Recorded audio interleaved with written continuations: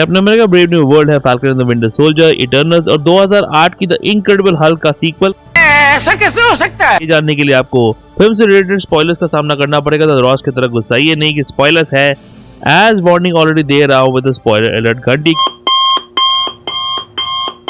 क्योंकि ये है Captain America Brave New World full breakdown video. और उससे पहले लाइक सब्सक्राइब कर दीजिएगा, नोटिफिकेशन घंटी बजा दीजिएगा ताकि अपडेट्स मिलते रहे आप लोगों को। और वेलकम टू द चैनल जो प्लेटफॉर्म है एमसीयू, डीसी और फिल्मों की हर खबर का। Just a review. फिल्म की शुरुआत में दिखता है मार्वल का नया लोगो जो ब्लैक एंड व्हाइट कलर का, जिसने उनके रंग बिरंगे आइकॉनिक लोगो को कर दिया है रिप्लेस, शायद सिर्फ इसी फिल्म के लिए, एज मेकर्स ऑडियंस को बताना चाहते हैं कि ये एक ग्राउंडेड फिल्म है जिसमें पॉलिटिकल कॉन्टेक्स्ट है बहुत सारा, इन शॉर्ट कुछ अलग है। लोगों के बाद दिखता है यूएस के नए प्रेसिडेंट का विक्ट्री सेलिब्रेशन, जिनका खुद इलेक्शन मंत्र है टुगेदर, और ये नया यूएस प्रेसिडेंट है थैडियस रॉस, एमसीयू का पुराना खिलाड़ी पर अलग चेहरे के साथ। थंडरबोल्ट रॉस पहली बार दिखा था 2008 की द इनक्रेडिबल हल्क में, जहां उस फिल्म में इस किरदार को निभाया था विलियम हर्ट ने। उस फिल्म में रॉस गामा रेस से कैप्टन अमेरिका का सुपर सोलर सीरम बनाना चाहता था, पर उसने बना दिया हल्क को। वो हमेशा से सुपर हीरो से नफरत करता था, इसीलिए कैप्टन अमेरिका सिविल वॉर में वो एमसीयू में वापस आया, जहां उसने सोकोवे अकॉर्ड्स को सामने रखा सुपर हीरोज के सामने, जिस अकॉर्ड्स ने एवेंजर्स को डिसमेंटल कर दिया। इसके अलावा Hurt as Ross Black Widow movie में और इन्फिनिटी वॉर में भी दिख चुके हैं। उनके दुखद निधन के बाद हैरिसन फोर्ड ने इस फिल्म में इस किरदार को निभाया है, इसीलिए सैम कहता है ये जो इस रिकास्टिंग को सिंबलाइज करता है। I have to admit, I'm still getting used to the new look. Ross के बड़े स्पीच के पहले वो मेंशन करता है उसकी बेटी रॉस का, जिस किरदार को द इनक्रेडिबल हल्क में निभाया था लिव टायलर ने, और जिसकी उसकी पिता के साथ उसी 2008 वाली फिल्म में हो गई थी खटपट, एज रॉस ने बेटी के बॉयफ्रेंड ब्रूस बैनर को मैनिपुलेट कर दिया और फिर वो बन गया हल्क, और फिर उसके पीछे आर्मी को भेज दिया। लिव करती है इस फिल्म के आखिरी सीन में कैमियो, पर उनका कैमियो इससे बड़ा होने वाला था जो रीशूट में बदल दिया गया, जिस पर मैं बाद में आऊंगा। खैर, अपने स्पीच में प्रेसिडेंट रॉस मेंशन करते हैं कुछ ईस्टर एग्स मार्वल के फिल्म लॉर से। स्नैप का मेंशन करता है रॉस, जहां इन्फिनिटी वॉर के दौरान थायरोइड की चुटकी की वजह से दुनिया से आधी पॉपुलेशन गायब हो गई थी, और उसी लाइन में इटर्नल्स मूवी के 4 साल बाद रॉस इंडियन ओशन में सेलेस्टियल के आधे शरीर के होने की बात भी करता है। अगले सीन में दिखता है एब्स बार, जिस बार को कॉमिक्स में रेड हल्क ने कर दिया था बर्बाद, वही टीवी में आ रहा है द इनक्रेडिबल हल्क से हल्क वर्सेस एबोमिनेशन का एक क्लिप, और वहां बैठा हुआ है सैम विल्सन जो बन गया है नया कैप्टन अमेरिका, जिसकी कहानी है कुछ ऐसी। Captain America Brave New world, जहां क्रिस एवंस के स्टीव रॉजर्स से कैप्टन अमेरिका की उपाधि ऑफिशियली ले रहे हैं उनके दूसरे best friend Sam Wilson. Actually ये उपाधि ट्रांसफर तो एवेंजर्स एंड गेम के आखिरी पलों में हो गई थी, और falcon and the Winter Soldier में इनिशियल ऑकवर्डनेस के बाद जब किसी बुरे आदमी को ये उपाधि मिली तो सैमू ने अपने आप को एज कैप्टन अमेरिका मान लिया। खैर, इसी क्लिप में न्यूज वाले रॉस को हल्क हंटर बुला रहे हैं, जो नाम उसका इनक्रेडिबल हल्क के दौरान पड़ा था। मेक्सिको में एक एक्शन सेट पीस के दौरान दिखता है नया कैप्टन अमेरिका का डैनी रेमिरेज दिखता है वॉकिन टोरेस, कॉमिक्स में नया फाल्कन जब सैम बन गया था कैप्टन अमेरिका। फिल्म में भी कुछ ऐसा ही हो रहा है। कॉमिक्स में फाल्कन का रेडविंग कोई ड्रोन नहीं पर एक्चुअल पक्षी था। कुछ गुंडों ने टोरेस और रेडविंग को किडनैप कर लिया और उनको कर दिया एक साथ म्यूटेट, जिसकी वजह से टोरेस का शरीर कन्वर्ट हो गया आधे आदमी और आधे पक्षी के रूप में। फिल्म में हालांकि ऐसा कुछ नहीं होगा, किरदारों को ग्राउंडेड रखा जा रहा है। टोरेस इससे पहले falcon and the Winter Soldier में दिखे गए थे, जहां सीरीज के आखिर तक सैम ने उसे अपने फाल्कन वाला कॉस्ट्यूम दे दिया था। कैप्टन अमेरिका दिखता है अपने नए कॉस्ट्यूम के साथ, जो उसे falcon and the Winter soldier के आखिर में मिला था वकांडा से, जिस पर टोरेस मेंशन करता है, और वाइब्रेनियम का भी मेंशन होता है यहाँ पर, जिससे ये सूट बना है। इसीलिए इस आउटस्टैंडिंग एक्शन सेट पीस के दौरान सैम विल्सन को बिल्कुल ब्लैक पैंथर की तरह वकांडन सोनिक बूम्स का इस्तेमाल करते हुए देखते हैं हम। खैर, रिएक्शन हो रहा है एडामेंटियम के डब्बे को बचाने के लिए, जो एक ग्रुप ने जापान से चोरी कर लिया था, जिस ग्रुप का नाम आता है इस टीवी के इमेज में, जो कि है कॉमिक्स से सर्पेंट सोसाइटी। सर्पेंट सोसाइटी एक विलन टीम अप जिसे बनाया गया था उन किरदारों के साथ जिन्होंने अपना कॉस्ट्यूम इंस्पिरेशन सांप पर रखा था, यानी कि स्नेक। इस टीम की शुरुआत की थी सेथ वॉल्कर नाम के विलन ने, जिसे साइड विंडर भी बुलाया जाता था, जो एक बिजनेसमैन था। उसके पावर्स थे टेलीपोर्टेशन। जिनका एस्पेसिनो वही सेथ वॉकर यानी कि साइड विंडर का किरदार निभा रहा है, जिनके पोर्शन को रीशूट में ऐड किया गया था। उसके बाद उन्होंने कन्विंस किया एनाकोंडा, ब्लैक माम्बा और द एडर जैसे विलन्स को इस टीम का पार्ट होने के लिए, और उसके बाद उस टीम में शामिल हुए थे constrictor, Bush master, cobra, cotton mouth, Diamondback, princess Python और द रैटलर। फिल्म में हालांकि इस टीम को एज स्पेशल ऑप्स टीम की तरह दिखाया गया है, जो पैसों के लिए काम करता है। जिले साइड विंटर का किरदार निभाने वाले थे रेसलर सेथ रॉलिंस, जिसका पत्ता कट गया है रीशूट के दौरान। एक और सर्पेंट सोसाइटी किरदार जिसका पत्ता कट गया है रीशूट की वजह से, वो है रोजा साल्जार, जो निभा रही थी डायमंडबैक का किरदार। उनकी जगह कॉपरहेड नाम के विलेन को इंट्रोड्यूस किया गया है, जिसे निभा रहे हैं जोहान्स होकुर जोहानसन। हो सकता है जिन कार्लो दिखे कुछ और प्रोजेक्ट में, क्योंकि इतने अच्छे एक्टर को 3 सीन्स के लिए लाना is a waste of talent. वैसे कॉपरहेड और सैम विल्सन के बीच action scene Captain America Winter Soldier में स्टीव रॉजर्स और बैट्रॉक द लीपर के बीच फाइट सीन की याद दिला रहा है। इन्हीं रीशूट वाले सीन में एक और किरदार को ऐड किया गया है जो कि है डेनिस डम्फी का किरदार, जिसे निभा रहे एक्टर विलियम मार्क मैकेलो। कॉमिक्स में डम्फी था डेमोलिशन मैन नाम का सुपर हीरो जो कॉमिक्स में बहुत इंस्पायर्ड था कैप्टन अमेरिका से। यहाँ उसे सुपर हीरो नहीं दिखाया गया पर एक पैरामिलिट्री ऑफिसर दिखाया गया है जो सैम का बहुत बड़ा फैन है। कॉमिक्स में डम्फी की मौत हो जाती है हार्ट अटैक से, तो यहाँ पे दिखाया गया है जहाँ उसकी मौत हो जाती है लीडर के हाथों। टॉरेस फिर नाम लेता है एंटमैन का कि वो एंटमैन से मिलना चाहता है एज अ फैन, पर मुझे लगता है कि वो फैल्कन को टीज कर रहा है क्योंकि एंटमैन 1 में फैल्कन को उछल के हराया था स्कॉट लैंग ने। Look, what happened last time? It was a great audition, but it'll never happen again. Ross फिर दिखता है अपनी बीवी कैरन रॉस के कब्र के सामने जो कॉमिक्स में थी और जिसकी मृत्यु कैंसर से हो गई थी बेटे के बर्थ के बाद। इंटरेस्टिंगली ट्रेलर्स में इस कब्र में नेट मूर का नाम लिखा आता है जो इस फिल्म के एग्जीक्यूटिव प्रोड्यूसर है और मार्वल को छोड़ के जा रहे हैं। Interesting. इस सीन में दिखती है Xosha Roquemore as Leila Taylor. Comics में सैम विल्सन का बड्डा वाला प्यार है लैला। ये किरदार कॉमिक्स में अपीयर हुई थी 1971 के कैप्टन अमेरिका 139 इशू में। कॉमिक्स में कैप्टन अमेरिका बनने से पहले ही सैम लैला को जानता था। फिल्म में ये भी दिखाया गया है कि वो दोनों एक दूसरे को पहले से जानते थे पर कोई रोमांटिक रिलेशन पर हिंट नहीं किया गया है। बाल्टीमोर में सैम और टोरेस जाके मिलते हैं आइज़ाया ब्रैडली से जो थे फाल्कन द विंटर सोल्जर में दिखा पहला ब्लैक कैप्टन अमेरिका, जिसको कैप की तरह बनाने के लिए कई सारे एक्सपेरिमेंट्स किए गए थे और टॉर्चर किया गया। उसे कैप्टन अमेरिका की उपाधि नहीं दी गई और एक फीलर की तरह भुला दिया गया।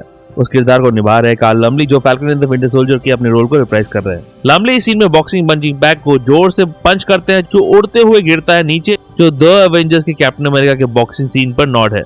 सैम को आता है व्हाइट हाउस से फोन प्रेसिडेंट से मिलने के लिए, जिस पर उस इंसिडेंट पर रेफर करता है जब कैप्टन अमेरिका सिविल वॉर के दौरान रॉस ने उसे अरेस्ट कर और डाल दिया था रैफ्ट के अंदर। फिर आते हैं सेलेस्टियल वर्ल्ड समिट वाले सीन में जिसका लोगो में सेलेस्टियल का हाथ है ब्लू कलर का बैकग्राउंड के आगे। वहां रॉस सैम को बोलता है कि एवेंजर्स को फिर से बनाएं। I want you, Captain America, to help me rebuild the Avengers. कौन होंगे सैम के नए एवेंजर्स, इस पर किसी और वीडियो में बात होगी।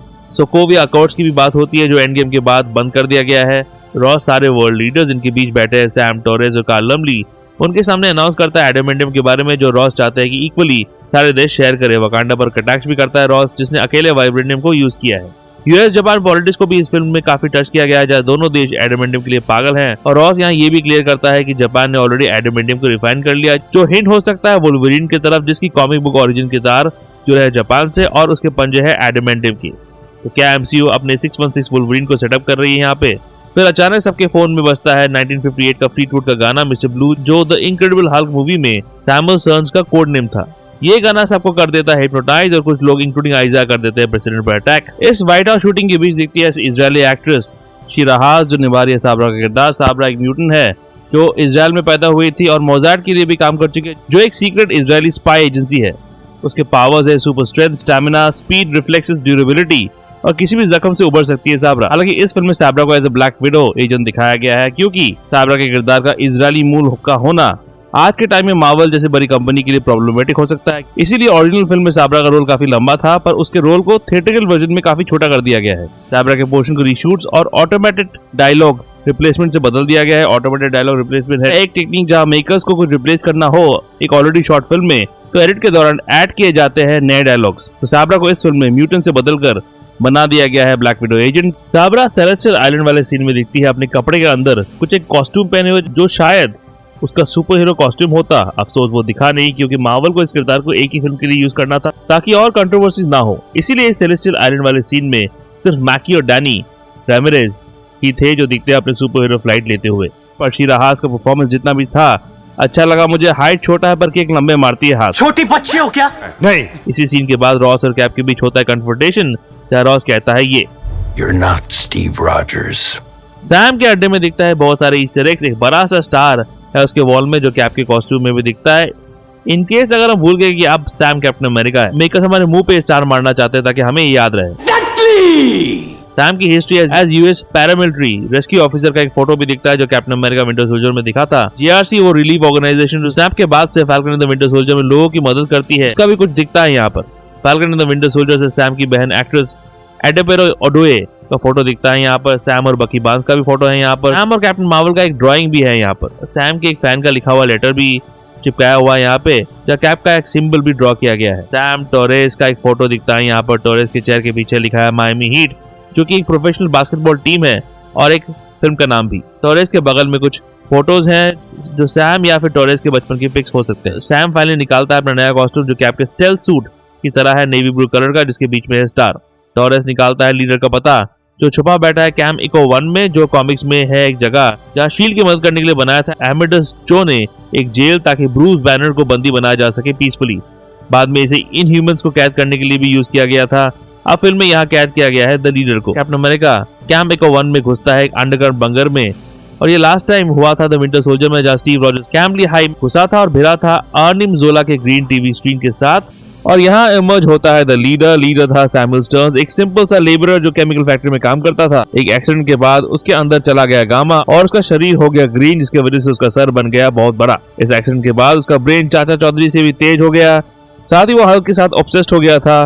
खुद को वो हल्क का आर्क एनिमी मानने लग गया था। फिल्मी दुनिया में सैमुअल स्टर्न्स का किरदार निभा रहे हैं टिम ब्लेक नेल्सन, और वो पहली बार दिखे थे 2008 की इनक्रेडिबल हल्क में, जहाँ वो कोई लेबरर नहीं एक प्रोफेसर के हिसाब से दिखाए गए थे, जो हल्क के साथ फैसिनेटेड था कॉमिक्स की ही तरह। एबोमिनेशन की वजह से उसके ऊपर गिर गया गामा और उसका सर होना शुरू हो गया एनलार्ज। तो वो फिल्म जो करीब 17 साल पहले आई थी, वहाँ उनका ओरिजिन दिखाया गया था। अब बिना किसी एक्सप्लेनेशन के उन्हें वापस लाया गया इस फिल्म में। मार्वल सोच रहे हैं कि नॉर्मल ऑडियंस को याद रहेगा कि ये किरदार कौन है, ऐसा थोड़ी ना होता है। बेचारे भूल गए होंगे, टेंशन बहुत है ना। कॉमिक्स में उसके लुक में था एक स्मूथ बड़ा ग्रीन सर, जिसके इर्द गिर्द दाढ़ी मूंछ है। फिल्म में लीडर को एक डीमन जैसा बनाया गया है, जिसके सर को घुंघराले बालों की तरह रखा गया है, जो हार्डली बड़ा है, और उसकी आंखें ग्रीन कलर का ग्लो कर रही है, जो बिल्कुल पसंद नहीं आया मेरे को। जहाँ कॉमिक्स में उसका मकसद रहा है वर्ल्ड डोमिनेशन, फिल्म में स्टर्न्स का एक ही मकसद था, रॉस से बदला, जिसने उसे 17 साल बंदी बनाए रखा और उसके अंदर और गामा डाला ताकि रॉस उसका फायदा उठा सके।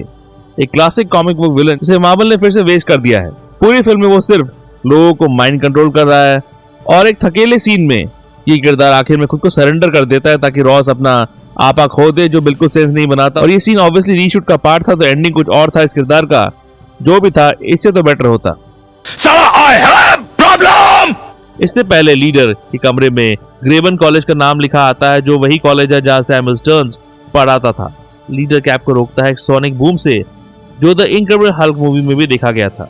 सैम डनफी को देता है गामा टैबलेट पता करने के लिए इसके अंदर क्या है। डनफी कहता है उसके पास एक आदमी है जो इसके बारे में और इन्फॉर्मेशन निकाल सकता है, और ये आदमी र्यूमर्स के मुताबिक होने वाला था एमेडस चो। जिन लोगों ने फिल्म की इनिशियल कट को देखा, उनको उस एक्टर का परफॉर्मेंस एज एमेडस चो पसंद नहीं आया, तो काट दिया मार्वल ने इस रोल को। हालांकि फोन में आवाज सुनाई देती है जो चो की हो सकती है। एमेडस चो चाइनीज डिसेंट का जीनियस था, जो बाद में बनता है हल्क, यानी कि चाइनीज हल्क। फाइनली दिखता है तैमूर का शव इटर्नल्स मूवी से, जिस पर टिप्पणी हो रही थी फिल्म में इतनी देर से, जहाँ होता है एक्सिलरेटिंग फाइट सीन। इस इंसिडेंट में टोरेस की हो जाती है घातक तरीके से इंजरी, जिससे रोडी सिविल वॉर में इंजर्ड हुआ था। हॉस्पिटल में इंजर्ड टोरेस और सैम का ये फ्रेम काफी हद तक कैप्टन अमेरिका विंटर सोल्जर की सीन की याद दिला रहा है, जहाँ इंजर्ड निक फ्यूरी को देख रहे हैं कैप और नताशा। यहाँ नताशा की जगह सरप्राइज कैमियो में देखते हैं सैम का प्यार बकी बार्न्स, जो खड़ा हो रहा है इलेक्शन के लिए और यहाँ से जा रहा है एक इवेंट पे, जो ये इवेंट हो सकता है जो दिखता है थंडरबोल्ट्स के ट्रेलर में, जिसे होस्ट कर रही है वैलेंटीना एलेग्रा दे फोंटेन, यानी कि जूलिया लुई दे फ्रोज का किरदार। तो ये सरप्राइज कैमियो सेटअप कर रहा है मार्वल की अगली फिल्म थंडरबोल्ट्स को। दोनों स्टीव की एलियन कॉन्क्वेस्ट की बात भी करते हैं, जो उनके हिसाब से दो है, एक शितारी फाइट द एवेंजर्स मूवी में, और दूसरा एंड गेम वाला फाइट जहां थैनोस हारा था, हालांकि उसमें दोनों सैम और बकी थे। लीडर के मैनिपुलेशन से थैडियस रॉस बन जाता है रेड हल्क, जिसकी कॉमिक बुक कहानी है ये। कॉमिक्स में मोडॉक द लीडर और डॉक्टर सैमसन नाम के किरदार की मदद से और ब्रूस की एनर्जी और बॉडी के थ्रू रॉस बन जाता है रेड हल्क। हालांकि उसके पास हल्क जितने ही पावर्स हैं, रॉस जब चाहे ट्रांसफॉर्म हो सकता है रेड हल्क में। फिल्म में रेड हल्क का इमेजेस लीडर के मैनिपुलेशन की वजह से होता है। फिल्म में रॉस रेड हल्क बनता है लीडर के द्वारा दिए हुए गामा टैबलेट से, जो रॉस अपनी दिल की बीमारी के टैबलेट के हिसाब से खा रहा था। 5 years ago, I had a heart attack. तो कॉमिक्स की तरह यहाँ भी लीडर की वजह से ही रॉस रेड हल्क बनता है। इस सीन में रेड हल्क का पूरा ट्रांसफॉर्मेशन खतरनाक भयानक है। पहले उसका हाथ थोड़ा टेढ़ा होता है, फिर पूरा शरीर वो कॉमिक्स की तरह हीट रेडिएट करता है। हैरिसन फोर्ड की तरह चेस्ट हेयर रखा गया है उसका।